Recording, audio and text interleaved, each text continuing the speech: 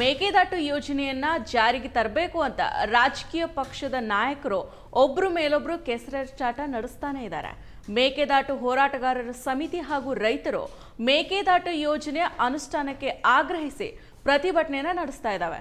ಇನ್ನೊಂದು ಕಡೆ ಈ ಯೋಜನೆ ಪರಿಸರದ ದೃಷ್ಟಿಯಲ್ಲಿ ಮಾರಕವಾಗಿ ಪರಿಣಮಿಸಿದೆ. ಅಣೆಕಟ್ಟು ಕಟ್ಟೋದಕ್ಕೆ ಮುಂದಾದ್ರೆ ಈಗಾಗಲೇ ಬರಿದಾಗ್ತಾ ಇರೋ ಕಾಡು ಇನ್ನಷ್ಟು ನಶಿಸಿ ಹೋಗುತ್ತೆ ಅನ್ನೋದು ಪರಿಸರವಾದಿಗಳ ವಾದ ಆಗಿದೆ. ರಾಜಕೀಯ ನಾಯಕರು ತಮ್ಮ ಸ್ಥಾನವನ್ನ ಭದ್ರಪಡಿಸಿಕೊಳ್ಳೋದಕ್ಕೆ ಈ ಮೇಕೆದಾಟು ಯೋಜನೆಯನ್ನ ಮುಂದಿಟ್ಟು ಜನರ ಭಾವನೆಗಳ ಜೊತೆಗೆ ಹಾಗೂ ಪರಿಸರದ ಜೊತೆಗೆ ಆಟ ಆಡ್ತಾ ಇದ್ದಾರೆ. ಇನ್ನು ಇದೀಗ ಮೇಕೆದಾಟು ಯೋಜನೆ ವಿಚಾರ ಮತ್ತೆ ಮುನ್ನೆಲೆಗೆ ಬಂದಿದ್ದು HD ಕುಮಾರಸ್ವಾಮಿ ಅವರ ಹೇಳಿಕೆಯಿಂದ. ಅಧಿಕಾರಕ್ಕೆ ಬಂದ್ರೆ 5 ನಿಮಿಷದಲ್ಲಿ ಮೇಕೆದಾಟು ಯೋಜನೆಗೆ ಅನುಮತಿ ಕೊಡಿಸೋದಾಗಿ ಕುಮಾರಸ್ವಾಮಿ ಅವರು ಭರವಸೆನ ನೀಡಿದ್ರು. ಇದೀಗ ಇದನ್ನೇ ಮುನ್ನೆಲೆಗೆ ತಂದಿರೋ ಕಾಂಗ್ರೆಸ್ ಸರ್ಕಾರ ಮೇಕೆದಾಟು ಯೋಜನೆಗೆ ಕೇಂದ್ರ ಸರ್ಕಾರ ಅನುಮತಿ ಕೊಟ್ಟಿದ್ರೆ NDA ನಾಯಕರಿಗೆ ಹಾರ ಹಾಕಿ ಸನ್ಮಾನ ಮಾಡ್ತಾ ಇದ್ವು ಅಂತ ಕಾಂಗ್ರೆಸ್ ಮಂಗಳವಾರ ಹೇಳಿದೆ. ಇದಕ್ಕೆ ಪ್ರತಿಕ್ರಿಯೆ ನೀಡಿರೋ ಕುಮಾರಸ್ವಾಮಿ ಅವರು, ನಾನು ಹೇಳಿದ್ ನಿಜ, ಆದ್ರೆ ಇಂಡಿಯಾ ಮಿತ್ರಕೂಟದಲ್ಲಿರೋ ತಮಿಳುನಾಡು ಸರ್ಕಾರವನ್ನ ಒಪ್ಪಿಸೋ ಜವಾಬ್ದಾರಿ ನಿಮ್ಮದೇ ಅನ್ನೋ ಮಾತನ್ನೂ ಕೂಡ ಹೇಳಿದೆ. ಅದನ್ನ ಪ್ರಸ್ತಾಪ ಮಾಡಿದೆ. ಕಾಂಗ್ರೆಸ್ ನಾಯಕರು ನಮ್ಮ ಜನರ ದಿಕ್ಕನ್ನ ತಪ್ಪಿಸ್ತಾ ಇದ್ದಾರೆ. ಯೋಜನೆ ಅನುಷ್ಠಾನಕ್ಕೆ ಕರ್ನಾಟಕದ ಕಾಂಗ್ರೆಸ್ ಸರ್ಕಾರ ಕೂಡ ಸಹಕರಿಸಬೇಕು. ಕೇಂದ್ರನೇ ಎಲ್ಲದನ್ನ ಮಾಡೋದಕ್ಕೆ ಆಗೋದಿಲ್ಲ. ತಮಿಳುನಾಡು ಮುಖ್ಯಮಂತ್ರಿಯೊಂದಿಗೆ ಮಾತುಕತೆನ ನಡೆಸಿ ಒಪ್ಸಿದ್ರೆ ನಾನು ಪ್ರಧಾನಿಯವರ ಜೊತೆಗೆ ಮಾತನಾಡಿ ಒಪ್ಪಿಸ್ತೇನೆ ಅಂತ ಹೇಳಿದ್ದೆ. ಅದಕ್ಕೆ ನಾನು ಈಗಲೂ ಕೂಡ ಬದ್ಧನಿದ್ದೇನೆ ಅಂತ ಹೇಳಿದ್ದಾರೆ. ಅಂದಹಾಗೆ ಏನಿದು ಮೇಕೆದಾಟು ಯೋಜನೆ, ಯಾಕೆ ಮೇಕೆದಾಟು ಯೋಜನೆಯ ಅಗತ್ಯ ಇದೆ ಅನ್ನೋದನ್ನ ನೋಡೋದಾದ್ರೆ, ರಾಜ್ಯ ರಾಜಧಾನಿ ಬೆಂಗಳೂರಿನಿಂದ ಸುಮಾರು 90 ಕಿಲೋಮೀಟರ್ ದೂರದಲ್ಲಿರೋ ರಾಮನಗರ ಜಿಲ್ಲೆಯ ಕನಕಪುರ ತಾಲೂಕಿನ ಹನೂರು ಅರಣ್ಯ ವಲಯದ ಗುಡ್ಡದ ನಡುವೆ ಒಂಟಿಗುಂಡು ಸ್ಥಳದಲ್ಲಿ ಹರಿಯೋ ಕಾವೇರಿ ನದಿ ಪ್ರದೇಶಕ್ಕೆ ಮೇಕೆದಾಟು ಅನ್ನೋ ಹೆಸರಿದೆ. ಈ ಪ್ರದೇಶದಲ್ಲಿ ಕಾವೇರಿ ನದಿಯು ಅತ್ಯಂತ ರಭಸದಿಂದ ಹರಿದು ಬಂಡೆಗಳನ್ನು ಕೊರೆದು ವಿಚಿತ್ರ ಆಕೃತಿಗಳನ್ನು ಮೂಡಿಸಿದೆ. ಈ ಸ್ಥಳದಲ್ಲಿ ಆಹಾರ ತಿನ್ನೋದಕ್ಕೆ ಬರೋ ಮೇಕೆಗಳು ದಾಟೋ ಕಾರಣಕ್ಕೆ ಈ ಪ್ರದೇಶದ ಹೆಸರು ಮೇಕೆದಾಟು ಅಂತ ಕರೆಯಲಾಗ್ತಾ ಇದೆ ಅಂತ ಹೇಳಲಾಗಿದೆ. ಅಲ್ಲದೆ ಈ ಪ್ರದೇಶ ಕಾವೇರಿ ಮತ್ತು ಅದರ ಉಪನದಿ ಅರ್ಕಾವತಿ ನದಿಗಳ ಸಂಗಮದಲ್ಲಿ ನೆಲೆಗೊಂಡಿರೋ ಆಳವಾದ ಕಮರಿಯಾಗಿದೆ. ಈ ಮೇಕೆದಾಟು ಕರ್ನಾಟಕ ಮತ್ತು ತಮಿಳುನಾಡು ಗಡಿಗೆ ಹೊಂದಿಕೊಂಡಿದೆ. ಮೇಕೆದಾಟು ಯೋಜನೆಯು ಕರ್ನಾಟಕದ ರಾಮನಗರ ಜಿಲ್ಲೆಯ ಕನಕಪುರ ಬಳಿ ಸಮತೋಲನ ಜಲಾಶಯ ನಿರ್ಮಾಣವನ್ನ ಒಳಗೊಂಡ ಯೋಜನೆಯಾಗಿದೆ.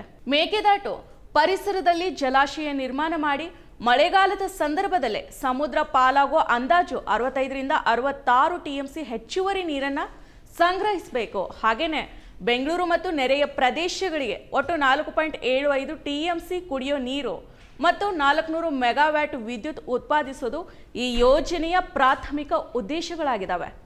ಮೇಕೆದಾಟು ಬಳಿ ಕಾವೇರಿ ನದಿಗೆ ಅಡ್ಡಲಾಗಿ 67 TMC ನೀರು ಸಂಗ್ರಹಿಸೋ ಸಾಮರ್ಥ್ಯದ ಅಣೆಕಟ್ಟು ನಿರ್ಮಿಸೋ ಯೋಜನೆಯನ್ನ ಕರ್ನಾಟಕ ಸರ್ಕಾರ ಘೋಷಿಸಿತ್ತು. ಬೆಂಗಳೂರು ಸೇರಿದಂತೆ ಸುತ್ತಲಿನ ಹಳ್ಳಿ ನಗರಗಳಿಗೆ ಮುಂದಿನ 100 ವರ್ಷಗಳಿಗೆ ಕುಡಿಯೋ ನೀರು ಪೂರೈಸೋದು ಮತ್ತು 400 ಮೆಗಾವ್ಯಾಟ್ ವಿದ್ಯುತ್ ಉತ್ಪಾದನೆ ಮಾಡೋದು ಈ ಯೋಜನೆಯ ಉದ್ದೇಶ ಅಂತ ಸರ್ಕಾರ ಹೇಳಿದೆ. ಮೇಕೆದಾಟು ಯೋಜನೆಯ ಪರಿಷ್ಕೃತ ವಿಸ್ತೃತ ಯೋಜನಾ ವರದಿಯ ಪ್ರಕಾರ ಈ ಯೋಜನೆಯನ್ನ ಸಂಪೂರ್ಣಗೊಳಿಸೋದಕ್ಕೆ 14,000 ಕೋಟಿ ವೆಚ್ಚ ಆಗಲಿದೆ ಅಂತ ಅಂದಾಜಿಸಲಾಗಿದೆ. ಈ ಯೋಜನಾ ಪೂರ್ಣಗೊಂಡ್ರೆ ಬೆಂಗಳೂರಿಗೆ 4 TMC ನೀರು ಲಭ್ಯ ಆಗಲಿದೆ ಹಾಗೂ ಜಲವಿದ್ಯುತ್ ಸ್ಥಾವರದ ಮೂಲಕ 400 ಮೆಗಾವ್ಯಾಟ್ ವಿದ್ಯುತ್ ಅನ್ನ ಉತ್ಪಾದನೆ ಮಾಡಬಹುದಾಗಿದೆ ಅಂತ ಹೇಳಲಾಗ್ತಾ ಇದೆ. ಇದಕ್ಕಾಗಿ 5,000 ಹೆಕ್ಟೇರ್ ಅರಣ್ಯ ಭೂಮಿಯನ್ನ ಬಳಸ್ಕೊಳ್ಬೇಕಾಗತ್ತೆ ಅಂತ ಅಂದಾಜು ಮಾಡಲಾಗಿದೆ. ಇದರ ಸಮಗ್ರ ಯೋಜನಾ ವರದಿಯನ್ನ ಕೇಂದ್ರ ಜಲ ಆಯೋಗಕ್ಕೆ ಸಲ್ಲಿಸಲಾಗಿದೆ. ಕೇಂದ್ರ ಪರಿಸರ ಇಲಾಖೆಯ ಅನುಮತಿ ದೊರೆತ ಕೂಡಲೇ ಯೋಜನೆ ಆರಂಭ ಮಾಡೋದಾಗಿ ಕರ್ನಾಟಕ ಸರ್ಕಾರ ಹೇಳಿತ್ತು. ಸದ್ಯ ಇದೀಗ ವಿವಾದದ ಕೇಂದ್ರ ಬಿಂದು ಆಗಿದೆ. ಒಟ್ಟು 5,257 ಹೆಕ್ಟೇರ್ ಪ್ರದೇಶದಲ್ಲಿ ನಿರ್ಮಿಸಲಾಗುವ ಯೋಜನೆಗೆ 3,181.9 ಹೆಕ್ಟೇರ್ ಕಾವೇರಿ ವನ್ಯಜೀವಿ ಅಭಯಾರಣ್ಯದ ಪ್ರದೇಶ ಬೇಕಾಗಿದೆ. ಅಷ್ಟೇ ಅಲ್ಲದೆ 1,869.5 ಹೆಕ್ಟೇರ್ ಅರಣ್ಯ ಭೂಮಿ ಸ್ವಾಧೀನಪಡಿಸಬೇಕಾಗಿದೆ. 201 ಹೆಕ್ಟೇರ್ ಜಮೀನು ಕಂದಾಯ ಹಾಗೂ ಖಾಸಗಿ ಭೂಮಿಯಾಗಿದೆ. ಒಟ್ಟು 5 ಹಳ್ಳಿಗಳಾದ ಮಡವಾಳ, ಕೊಂಗೆದೊಡ್ಡಿ, ಸಂಗಮ, ಮುತ್ತತ್ತಿ, ಬೊಮ್ಮಸಂದ್ರ ಈ ಯೋಜನೆಯಿಂದ ಮುಳುಗಡೆ ಆಗಲಿದ್ದಾವೆ. ಮೇಕೆದಾಟು ಯೋಜನೆಯನ್ನ ಜಾರಿಗೊಳಿಸೋದಕ್ಕೆ ಮೊದಲಿಗೆ ಅಲ್ಲಿನ ಕಲ್ಲು ಬಂಡೆಗಳನ್ನ ಸಿಡಿ ಮದ್ದುಗಳ ಮೂಲಕ ಸಿಡಿಸಬೇಕಾಗತ್ತೆ. ಇದರಿಂದ ಅಲ್ಲಿನ 5,000 ಹೆಕ್ಟೇರ್ ಭೂಮಿಯಲ್ಲಿ ವಾಸ್ತವ್ಯ ಹೂಡಿರೋ ಅನೇಕ ಅಪರೂಪದ ವನ್ಯಜೀವಿಗಳು ಹಾಗೂ ಪಕ್ಷಿ ಪ್ರಭೇದಗಳಿಗೆ ಸಂಚಕಾರ ಒದಗಲಿದೆ.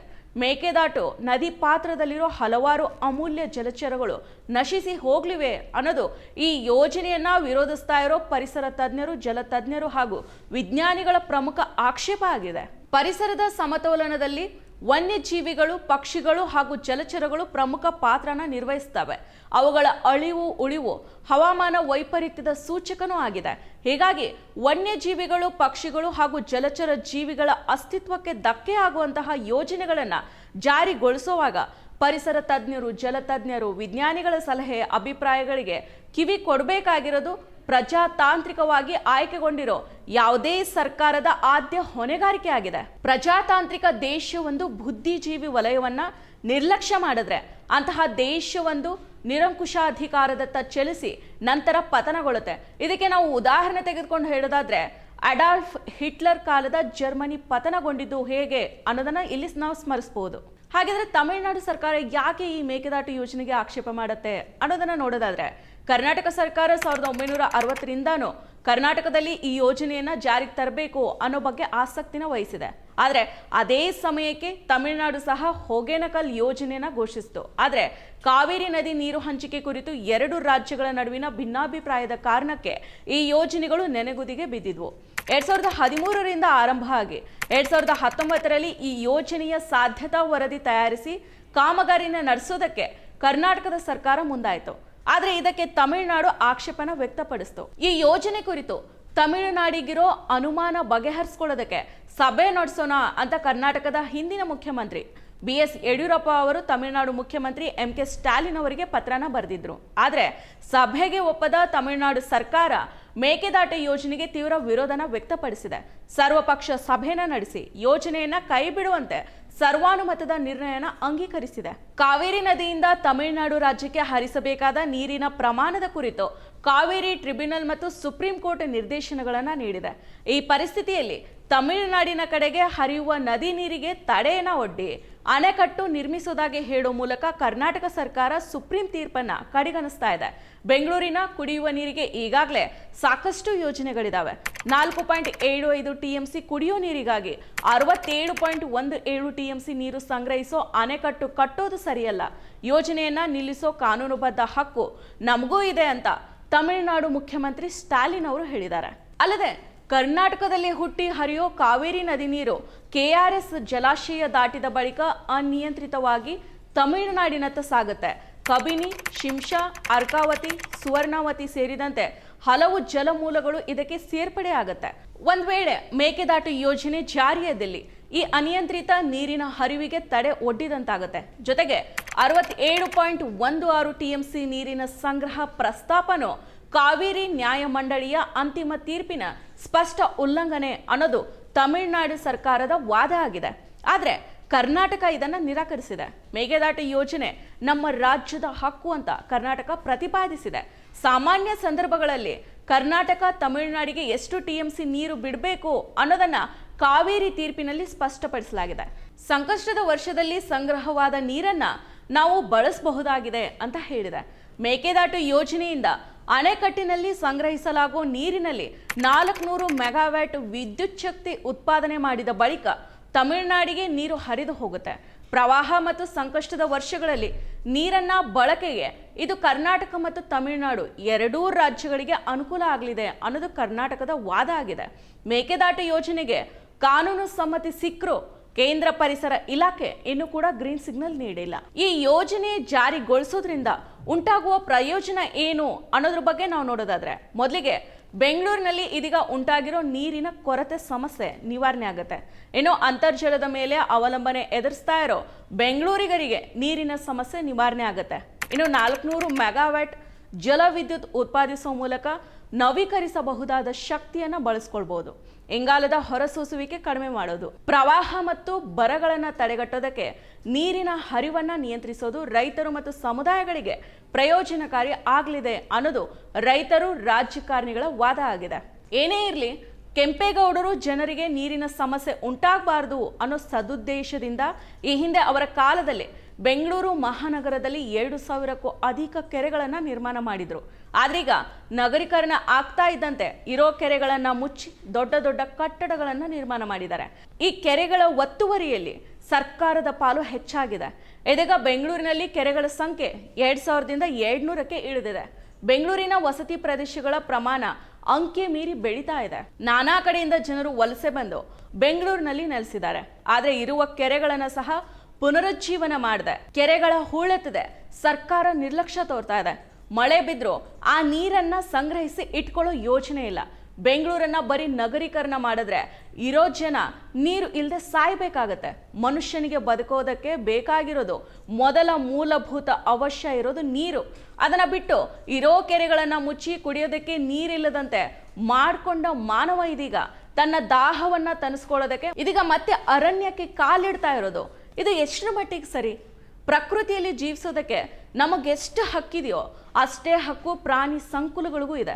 ಮಾನವರು ಇದನ್ನ ಅರ್ಥ ಮಾಡ್ಕೋಬೇಕಾಗಿದೆ. ಇನ್ನು ಮೇಕೆದಾಟು ವಿಚಾರಕ್ಕೆ ಸಂಬಂಧಿಸಿದಂತೆ 1996-97 ನಂತರ ಕರ್ನಾಟಕ ತಮಿಳುನಾಡು ನಡುವೆ 5 ಸುತ್ತಿನ ಮಾತುಕತೆಗಳು ನಡೆದು ಕೇಂದ್ರ ಸರ್ಕಾರ ಎರಡೂ ರಾಜ್ಯಗಳು ತಲಾ 2 ಯೋಜನೆನ ಕೈಗೆತ್ತಿಕೊಳ್ಳೋದಕ್ಕೆ ಅನುಮತಿಸಿತು. 2007ರಲ್ಲಿ ಕಾವೇರಿ ನೀರು ಹಂಚಿಕೆ ಕುರಿತು ಅಂತಿಮ ಆದೇಶದಲ್ಲಿ ಕೃಷಿ ನೀರಾವರಿಗಲ್ಲದ ಯೋಜನೆಗಳನ್ನ ತನ್ನ ಆದೇಶಕ್ಕೆ ಧಕ್ಕೆ ಆಗದಂತೆ ಕೈಗೊಳ್ಳಬಹುದು ಅಂತ ಸುಪ್ರೀಂ ಕೋರ್ಟ್ ತಿಳಿಸಿತು. 2018ರ ತೀರ್ಪಿನ ಬದಲಾವಣೆಗಳಲ್ಲಿಯೂ ಅದನ್ನೇ ಹೇಳಲಾಗಿದೆ. ತದನಂತರ ಕರ್ನಾಟಕ ಈ ಯೋಜನೆಗೆ ಸಾಕಷ್ಟು ಆಸಕ್ತಿನ ವಹಿಸಿದೆ. ತಮಿಳುನಾಡಿನ ಅನುಮತಿ ಇಲ್ಲದೆ ಕೇಂದ್ರ ಸರ್ಕಾರ ಕರ್ನಾಟಕದಲ್ಲಿ ಮೇಕೆದಾಟು ಯೋಜನೆಗೆ ಅನುಮತಿನ ನೀಡಬಹುದು. ಈ ಬಗ್ಗೆ ಸುಪ್ರೀಂ ಕೋರ್ಟ್ ಕೂಡ ಮೇಕೆದಾಟು ಯೋಜನೆಗೆ ಅನುಮತಿ ಪಡೆಯೋದಕ್ಕೆ ತಮಿಳುನಾಡಿನ ಅನುಮತಿ ಕಡ್ಡಾಯ ಅಂತ ಎಲ್ಲೂ ಹೇಳಿಲ್ಲ.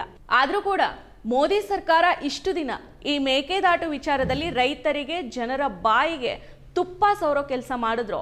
ಇದೀಗ ಕುಮಾರಸ್ವಾಮಿ ಅವರು ಕೂಡ ಈ ಚುನಾವಣೆಯಲ್ಲಿ ಗೆಲ್ಲೋ ಮುನ್ನ 5 ನಿಮಿಷದಲ್ಲಿ ನಾನು ಮೇಕೆದಾಟು ಯೋಜನೆಗೆ ಪರ್ಮಿಷನ್ ತಗೊಂಡು ಬರ್ತೀನಿ ಅಂತ ಸಾರ್ವಜನಿಕ ಭಾಷಣದಲ್ಲಿ ಹೇಳಿ ಇದೀಗ ಚುನಾವಣೆಯಲ್ಲಿ ಗೆದ್ದು ಕೇಂದ್ರ ಸರ್ಕಾರದಲ್ಲಿ ಸಚಿವರಾದ ನಂತರ ಅವರು ಹೇಳಿದ್ದನ್ನೇ ಜನರು ಪ್ರತಿಪಕ್ಷದವರು ಪ್ರಶ್ನೆ ಮಾಡಿದ್ರೆ ನಾನು ಎಲ್ಲಿ ಹೇಳಿದ್ದೀನಿ, ನಾನು ಹೇಗೆ ಮಾತಾಡಿದ್ದೀನಿ ಅನ್ನೋ ಬಗ್ಗೆ ಒಂದೇ ಒಂದು ಪ್ರೂಫ್ ತೋರಿಸಿ ಅಂತ ತಮ್ಮ 2 ನಾಲಿಗೆಯ ಸಂಸ್ಕೃತಿಯನ್ನ ಮುಂದುವರಿಸಿದ್ದಾರೆ.